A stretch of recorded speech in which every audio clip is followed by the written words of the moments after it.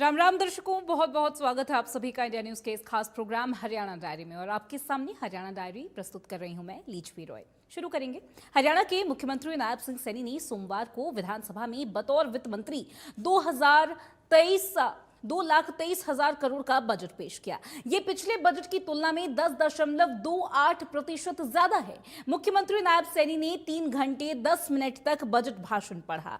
अंत में स्पीकर हरविंद्र कल्याण ने कहा कि सीएम को इसके लिए अवार्ड मिलना चाहिए। वहीं सीएम सैनी ने बजट में किसानों को खास तोहफा दिया है। देशी कपास की खेती पर प्रोत्साहन राशि बढ़ाकर 4,000 प्रति एकड़ कर दी गई है, जबकि धान के स्थान पर दालें, तिलहन और कपास की खेती करने वाले किसानों को 2,000 प्रति एकड़ अतिरिक्त बोनस दिया जाएगा। निर्यात के लिए प्रमाणित किसानों को अगले 5 वर्षों तक 10,000 प्रति एकड़ वार्षिक अनुदान देने का प्रावधान भी किया गया है। मुख्यमंत्री बागवानी बीमा योजना के तहत फलों पर मुआवजा 50,000 और सब्जियों और मसालों पर 40,000 प्रति एकड़ तक बढ़ा चुके हैं।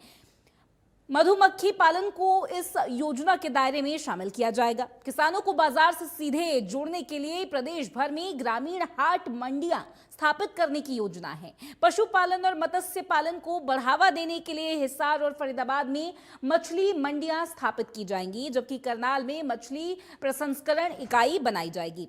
दुग्ध उत्पादन क्षमता बढ़ाने के लिए रेवाड़ी और अंबाला में उच्च क्षमता वाले मिल्क प्लांट स्थापित किए जाएंगे। खाद्य गुणवत्ता सुनिश्चित करने के लिए राज्य में 8 नई फूड टेस्टिंग लैब स्थापित की जाएंगी, जिनमें करनाल में NABL प्रमाणित दूध एवं खाद्य परीक्षण प्रयोगशाला भी शामिल है। यह बजट कृषि, रोजगार, स्वास्थ्य, पशुपालन और ग्रामीण विकास को गति देने के उद्देश्य से तैयार किया गया है।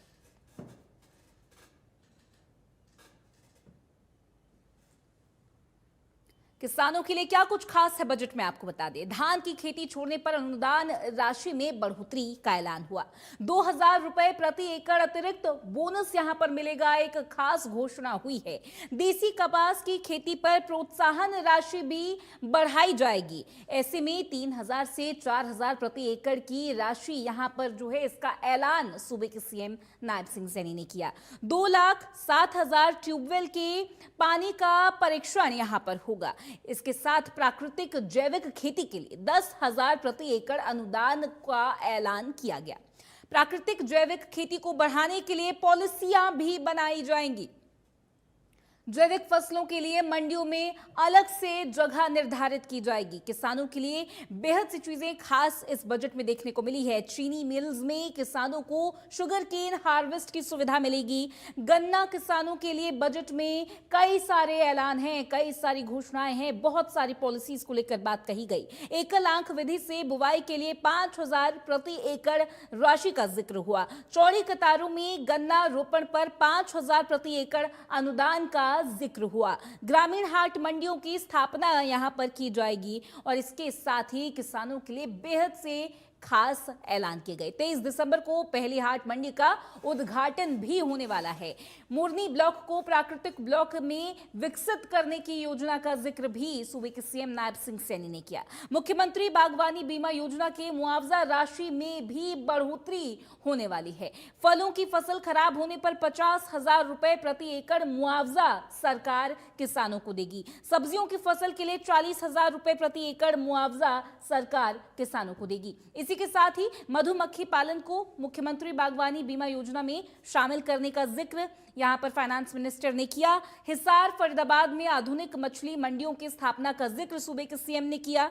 7 नए राजकीय पशु औषधालय खोले जाएंगे। आपको बता दें कि ये कुछ अहम जानकारियां, ये कुछ अहम सौगातें हैं जो यहां पर किसानों को सूबे के सीएम ने दी। धान की खेती छोड़ने पर अनुदान राशि में बढ़ोतरी का जिक्र हुआ।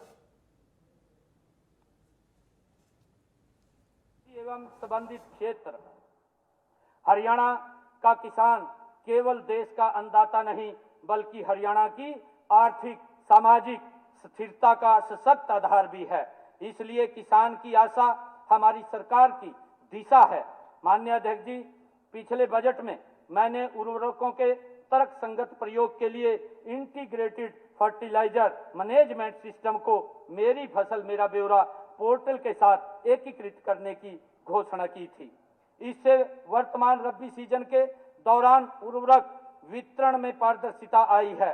8 अक्टूबर 2025 से 28 फरवरी 2026 के बीच केंद्र सरकार को उर्वरक सब्सिडी में 704 करोड़ रुपए की बचत हुई है।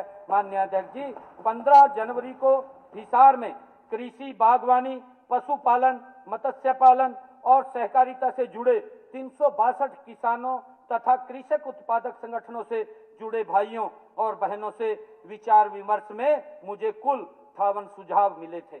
मैंने न केवल इन सभी सुझावों को वरना AI चैट बॉट से प्राप्त हुए अधिकांश सुझावों को भी किसी न किसी रूप में इस बजट में शामिल किया है।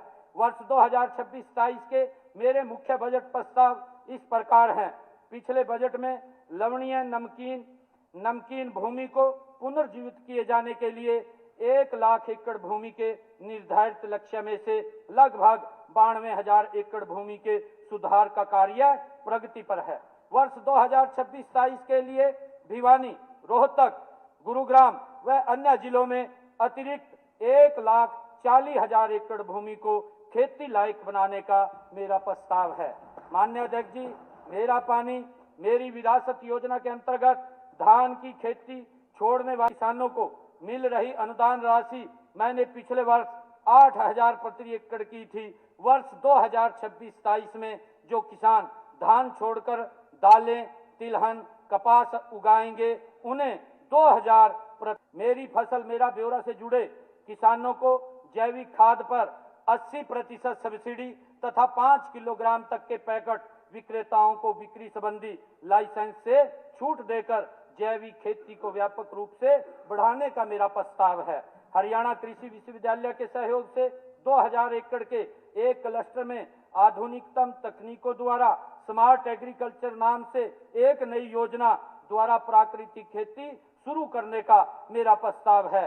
इसमें यदि किसानों को किसी प्रकार का भी नुकसान होगा तो उसकी माननीय अध्यक्ष जी, मत्स्य किसानों की मांग अनुसार यमुनानगर, रोहतक एवं फरीदाबाद में कुल 9 करोड़ की लागत से नई मृदा एवं जल परीक्षण प्रयोगशालाओं की स्थापना का मेरा प्रस्ताव है। ज्योतिसर एवं सांपला में स्थित राजकीय बिजली बीज फार्मों का सुदृढ़ीकरण, आधुनिकीकरण किया जाएगा। इसके लिए कुल 20 करोड़ का मेरा प्रस्ताव है। माननीय अध्यक्ष जी, प्रदेश में अभी 70 मोबाइल पशु चिकित्सा इकाइयां संचालित हैं। प्रत्येक विधानसभा क्षेत्र में एक इकाई सुनिश्चित करने के लिए 8 करोड़ की लागत से 20 नई मोबाइल पशु चिकित्सा इकाइयां स्थापित की जाएंगी। पशुओं के उपचार व टीकाकरण सेवाओं में समयबद्धता लाने के लिए चरणबद्ध तरीके से 15 करोड़ की लागत से सभी पशु संस्थाओं के कंप्यूटरीकरण का मेरा प्रस्ताव है। पिछले बजट में मैंने महिलाओं द्वारा एक दुधारू पशु की खरीद पर 1 लाख तक ब्याज मुक्त ऋण उपलब्ध करवाने की घोषणा की थी।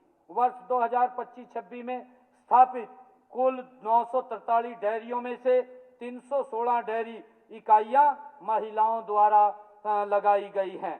डेयरी विकास में उद्यमिता को बढ़ावा देने के लिए 10 करोड़ रुपए की लागत से 100 पशुओं तक की क्षमता वाले आधुनिक डेयरी फार्मों की स्थापना हेतु एक नई योजना 2026-27 में लागू करने का भी मेरा प्रस्ताव है। चलिए, तो फिलहाल के लिए हरियाणा डायरी